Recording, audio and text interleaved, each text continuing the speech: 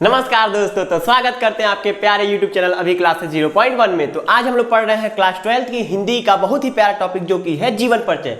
जीवन परिचय में किसका जीवन परिचय पढ़ रहे हैं? तो हम लोग पढ़ रहे हैं आचार्य हजारी प्रसाद द्विवेदी जी का, जो कि प्रतिवर्ष आप लोग के एग्जाम में आता है और इसको लिखेंगे तो बहुत ही आसानी से 5 नंबर प्राप्त कर सकते हैं। और हम इस क्लास में आपके लिए बहुत ही आसान जीवन परिचय लाए हैं, जो कि आप एक बार अगर सुन लेते हैं तो आपको बहुत ही आसानी से याद हो जाएगा। तो आइए देखते हैं, यदि जीवन परिचय दे या तो साहित्यिक परिचय दे, तो हम लोग क्या करेंगे, यहाँ पर अगर जीवन परिचय हमको देता है तो जीवन परिचय हेडिंग डाल के और इसको लिख देंगे, तभी एग्जामिनर हमको बहुत ही आसानी से नंबर दे देगा। या तो साहित्यिक परिचय दिया तो हम लोग हेडिंग डालेंगे साहित्यिक परिचय और इसको लिख देंगे, तभी कोई बात नहीं हुई। तो आइए देखते हैं हम लोग जीवन परिचय कैसे पढ़ रहे हैं और कितना आसान लाए हैं जीवन परिचय। पहले हम लोग जीवन परिचय देखेंगे, फिर इनकी रचनाएं देखेंगे, फिर साहित्यिक परिचय थोड़ा सा देख लेंगे। आइए देखते हैं, इसमें देख किसका जीवन परिचय पढ़ रहे हैं हम लोग, आचार्य हजारी प्रसाद द्विवेदी जी का।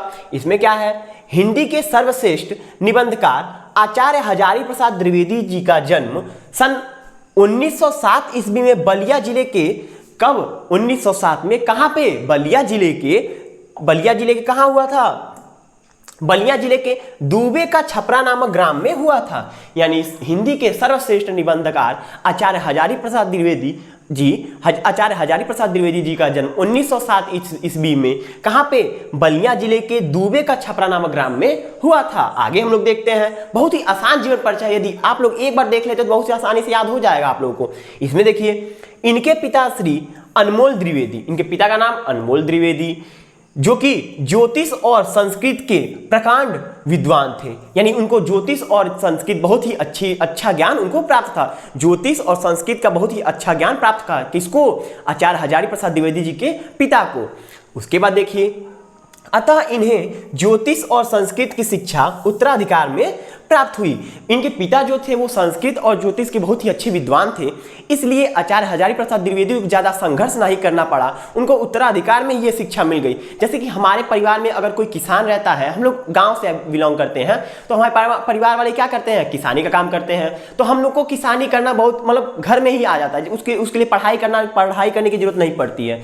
हमको पता चल जाता है हाँ धान कैसे उगाते हैं, गेहूँ कैसे उगाते हैं, तो वो शिक्षा हमको क्या मिलती है, उत्तराधिकार में मिलती है। वैसे ही इनके पिता जो अनमोल द्विवेदी जी, इनको ज्योतिष और संस्कृत का बहुत अच्छा ज्ञान प्राप्त था, तो इनको इन सब विषयों का ज्ञान उत्तराधिकार में ही प्राप्त हो गया था। उसके बाद देखते हैं, काशी जाकर उन्होंने संस्कृत साहित्य और ज्योतिष का उच्च स्तरीय ज्ञान प्राप्त किया।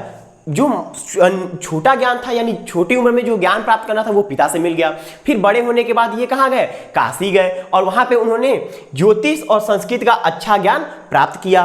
काशी जाकर उन्होंने संस्कृत और साहित्य और ज्योतिष का उच्च स्तरीय यानी ऊपर का ज्ञान प्राप्त किया। इन्होंने हिंदी और संस्कृत का गहन अध्ययन किया तथा सन 1930 ईस्वी में काशी विश्वविद्यालय में ज्योतिषाचार्य की परीक्षा उत्तीर्ण की। यानी 1930 ईस्वी में काशी विश्वविद्यालय के ज्योतिषाचार्य बने गए। उसके बाद सन 1957 में भारत सरकार ने इन्हें पद्म भूषण की उपाधि से सम्मानित किया। सन 1957 ईस्वी में भारत सरकार ने इनकी शिक्षा को देखा और इनको किस पुरस्कार से इनको पुरस्कृत किया था, भारत सरकार ने इन्हें पद्म भूषण से उपाधि से सम्मानित किया था। भारत सरकार ने 1957 ईस्वी में भारत सरकार ने इन्हें पद्म भूषण दिया था। उसके बाद देखते हैं, रोग से पीड़ित होने के कारण 19 मई सन 1979 ईस्वी को इस साहित्यकार का स्वर्गवास हो गया। यानी सन 1979 ईस्वी में इनका क्या हो गया, निधन हो गया।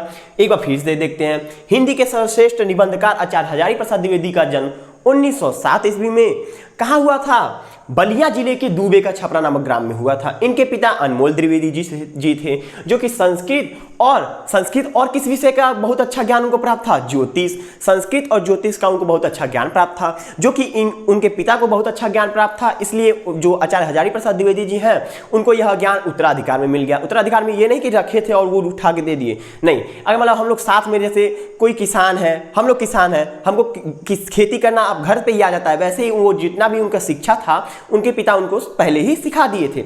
उसके बाद ये बड़े हुए, काशी गए, वहाँ पे इन्होंने अध्ययन किया और अध्ययन करने के बाद काशी विश्वविद्यालय में ही ज्योतिषाचार्य की परीक्षा थी उसको उत्तीर्ण किए। भारत सरकार ने 1957 ईस्वी में पद्म भूषण दिया और रोग से क्षति होने के कारण, यानी रोग से पीड़ित होने के कारण 19 मई 1979 ईस्वी को इस साहित्यकार का निधन हो गया। इनकी साहित्यिक परिचय देख लेते हैं थोड़ा सा। इसमें देखिए साहित्यिक परिचय में क्या लिखेंगे हम लोग, आचार्य हजारी प्रसाद द्विवेदी जी साहित्य के निबंधकार, उपन्यासकार, आलोचक एवं संपादक के अतिरिक्त एक कुशल वक्ता एवं सफल अध्यापक भी थे।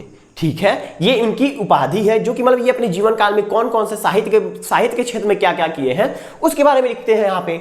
उसके बाद देखिए इन्होंने अभिनव भारतीय तथा विश्व भारतीय ग्रंथ का संपादक भी किया है।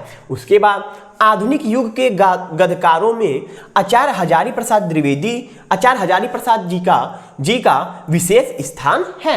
इनकी प्रमुख रचनाएं कौन कौन सी है जिससे ये साहित्यकार के रूप में जाने जाते हैं। इसमें देखिए प्रमुख रचनाएं इनकी अशोक के फूल, कुटज और वाणभट्ट की आत्मकथा, कल्पलता आदि। तो इस प्रकार हमने आचार्य हजारी प्रसाद द्विवेदी जी का जीवन परिचय बहुत ही आसानी से खत्म कर दिया। तो ऐसी और वीडियो पाने के लिए हमारे चैनल को सब्सक्राइब करें और क्लास प्यारी लगी हो तो लाइक करें और ज़्यादा से ज़्यादा अपने दोस्तों के पास शेयर करें जिससे कि उनको भी आचार्य हजारी प्रसाद द्विवेदी जी का जीवन परिचय बहुत ही आसानी से याद हो जाए। तो ऐसी और वीडियो पाने के लिए सब्सक्राइब जरूर करें। धन्यवाद।